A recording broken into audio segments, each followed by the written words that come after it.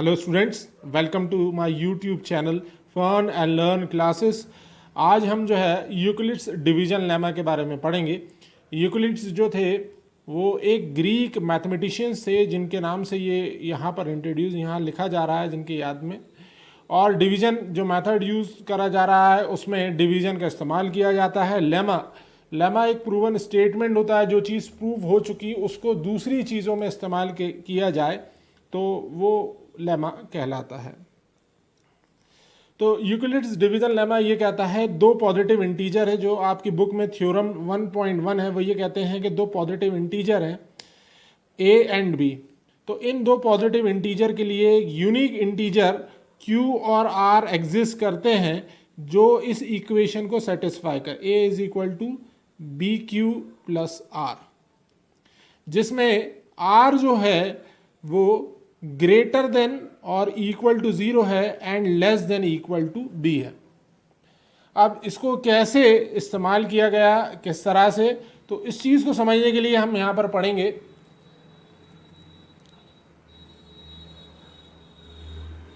Euclid's division algorithm. ठीक, अब यहाँ पर ये लेमा और एल्गोरिथम में क्या होता है, एल्गोरिथम का मतलब क्या होता है वो चीज़ समझ लें तो आपको समझ में आ जाएगा ये मैंने दो बार क्यों लिखा। एल्गोरिथम का मतलब होता है एक सेट ऑफ प्रोसीजर, किसी चीज़ को, किसी प्रॉब्लम को सॉल्व करने के लिए जो प्रोसीजर का इस्तेमाल किया जाता है, जो स्टेप्स का इस्तेमाल किया जाता है, उस पूरे रिटर्न स्टेटमेंट को आप एल्गोरिथम कहते हो। तो Euclid's division algorithm, Euclid's division algorithm में इसी स्टेटमेंट को मैं लिखता हूं a is equal to B Q plus R. ये जनरली जो है दो नंबर्स के बीच में जो उनका HCF है उसको निकालने के लिए इस्तेमाल किया जाता है। इसमें समझने के लिए आप यहां पर देख लीजिए, यहां पर a जो है वो डिविडेंड है, b जो है आपका वो आपका डिवाइजर है, Q जो है आपका वो कोशिएंट है, R जो है आपका वो रिमाइंडर है। ठीक, अब इसको किस तरह से इस्तेमाल किया जाता है इसको समझने के लिए मैं जो है एक एग्जांपल यहाँ पर लेता हूँ, और यहाँ पर एल्गोरिथम का कुछ रूल है किस तरह से उनको इस्तेमाल किया जाएगा। जैसे सबसे पहले मैं आपके लिए उसको समझाने के लिए आपके लिए यहाँ पर एक एग्जांपल लेता हूँ। दो नंबर लेते हैं 12 एंड 16। बात कर रहे थे यहाँ एग्जांपल के बारे में 12 एंड 16। ये दो नंबर ले लिए और हमें यूक्लिड्स डिवीज़न एल्गोरिथम की मदद से हमें यहाँ पर HCF निकालना है। तो हम किस तरह से निकालेंगे, सबसे पहले हम देखेंगे दोनों में से बड़ा नंबर कौन सा है। बड़ा नंबर हमारा 16 है। तो यहाँ पर जो इक्वेशन है जैसा मैंने बताया था a is equal to B Q plus R. तो a जो है हमारा डिविडेंट है, b जो है वो डिवाइजर, q कोशिएंट और r रिमाइंडर। तो हम जो है वो 16 को लेंगे डिविडेंड की तरह, तो लिखेंगे 16 डिविडेंड, और 12 आपका क्या बनेगा, वो बनेगा आपका डिवाइजर इनटू कोशिएंट। अब कोशिएंट कैसे निकालेंगे, यहाँ पर मैं लिखता हूँ कि 16, यहाँ पर हम लिखते हैं कि 12 से डिवाइड कर रहे हैं, तो 12 वन जा 12, तो आपके पास रिमाइंडर कितना बचा 4। तो कोशिएंट क्या आ रहा है, 1 आ रहा है। कोशिएंट, ये कोशिएंट आपका, ये आपका डिवाइजर, ये आपका डिविडेंड। रिमाइंडर कितना बच रहा है 4। अब इसके अंदर पहली केस क्या करा, दोनों में से देखा बड़ा नंबर कौन सा है, जो बड़ा नंबर होगा वो डिविडेंड बनेगा और छोटा नंबर होगा वो डिवाइजर बनेगा। इस तरह से फिर हमने सॉल्व करा।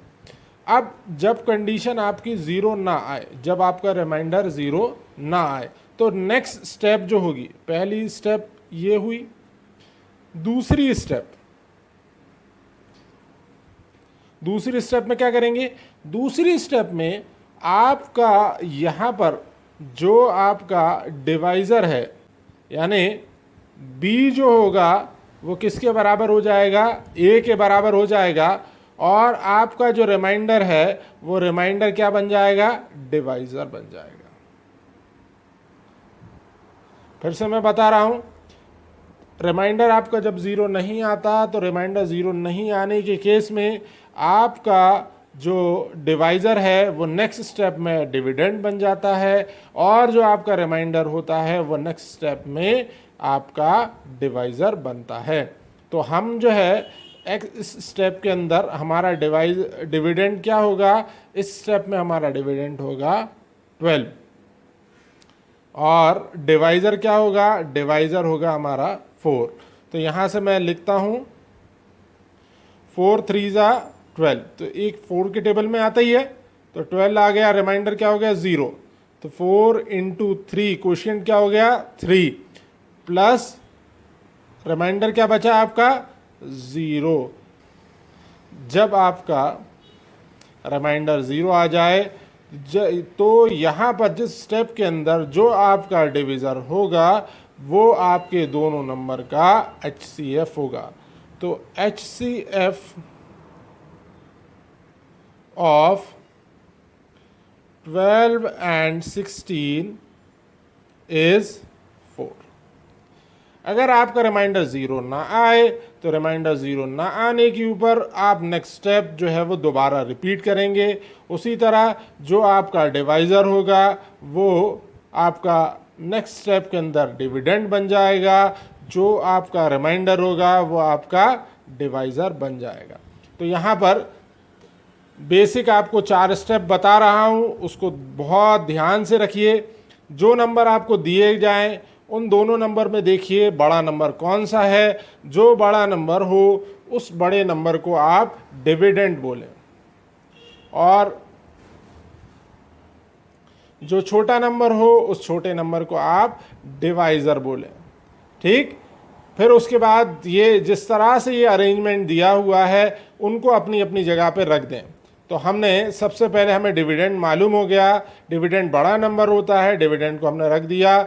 डिवाइज़र आपका है छोटा नंबर यानी 12 है। अब इस 12 को से की मदद से हमने 16 को डिवाइड कर रहे हैं, तो 12 1 ज़ा 12, तो 12 16 में से 12 आपका गया तो कितना बचा 4। अब ये 4 क्या हो गया, रिमाइंडर हो गया, और 1 क्या हो गया आपका क्वोशिएंट हो गया। तो 12 इंटू 1, क्वोशिएंट क्या आ गया यहाँ पर 1 आ गया, और रिमाइंडर क्या आएगा आपका 4। अब आपके क्योंकि रिमाइंडर अगर आपका 0 आ जाता है तो जो इक्वेशन के अंदर जो आपका डिवाइज़र होता है वो HCF होता है। अगर रिमाइंडर आपका 0 नहीं आएगा तो स्टेप आगे बढ़ती चली जाती है जब तक कि रिमाइंडर आपका 0 ना आए। ठीक, तो नेक्स्ट स्टेप के अंदर हमने जो डिवाइज़र था उसको क्या बना दिया, डिविडेंड। तो 12 आपका क्या था डिवाइज़र, नेक्स्ट स्टेप में क्या बन गया, डिविडेंड बन गया। तो और जो रिमाइंडर था वो क्या बन गया आपका डिवाइज़र बन गया। तो यहाँ पर मैंने करा 4 3 ज़ा 12, तो 12 आता है 4 के टेबल में, 4 3 ज़ा में, तो ये आपका 12 आ गया, 12 में से 12 गया तो क्या रिमाइंडर क्या बचा 0। क्वोशिएंट यहाँ पर क्या है 3, तो 4 इंटू 3 प्लस रिमाइंडर लिखना है रिमाइंडर की जगह, तो रिमाइंडर क्या है आपका 0। तो HCF ऑफ 12 and 16 इज 4। इससे एक चीज़ ये समझ में आती है, ये दोनों कंडीशन यहाँ पर ये देखने की बात है कि 16 और 12 का जो HCF है वो 12 और 4 के HCF के बराबर है।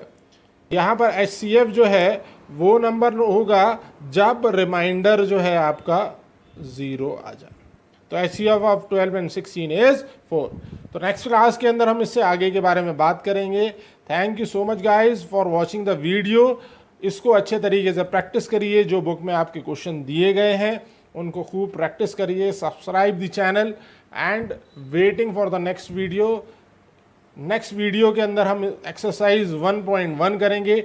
अब आपके पूरे जो बेसिक कंसेप्ट थे रियल नंबर के वो सॉर्ट आउट हो चुके हैं। अब हम बात करेंगे पूरी एक्सरसाइज में, तो जल्द से जल्द फिर हम एक्सरसाइज पे काम करेंगे। तो आप इसको करके देखिए और जो आपके डाउट हैं वो उसको कमेंट में कर दीजिए, उसको सॉल्व आउट किया जाएगा।